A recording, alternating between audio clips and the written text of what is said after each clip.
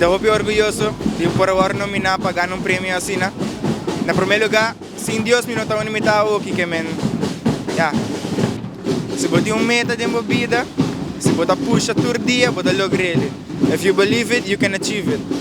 Eu quero agradecer na primeiro lugar Deus, riba turcos, sem Deus me não está limitado aqui.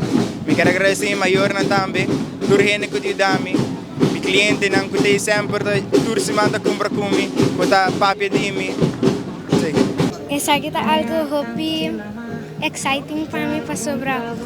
Me tabata modelar, então eu nós tabata decidir que data tem fotógrafo lá saca para trás de mim, então depois nós há mural as surprise, então me dá hobby contente com mais prêmio. Respeitava maior não. Believe in yourself, querer em vos sonho e sempre querer em Deus. O que bolo que agradecer com a ajuda na bol logro aqui. Família de banda de minha mãe. Estou orgulhoso de mirar o talento ng jovem ko Aruba Team. Se mira na prestação, não unicamente está local, mas hasta internacional. Está dando-nos um sentido grande de confiança. Com Aruba Team talento ng hobby especial para nós por seguir triunfar como país e seguir construir um país caminha com o jovem ng tahaya também outro ídolo ng kuna po mira na que está assim exitoso.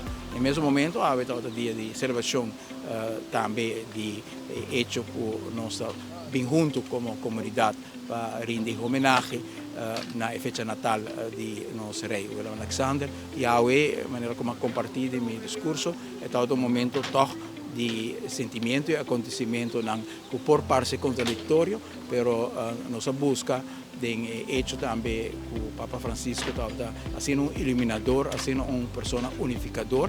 E base em comum que nós mira do instituto aqui que nós podemos banda nos a celebrar outra banda nos a despedir banda toda em alegria banda toda em duelo pero de profundidade de reflexão então mostra que o Orabo pensa arriba ambos institutos na serve nós com valor na hobby grande e na guia moral e compasso moral hobby grande para nós e assim nós nós podemos em dois momentos aqui junto apesar que por parte contraditório pero tem o suelo de tem algo comum e que está trazendo junto.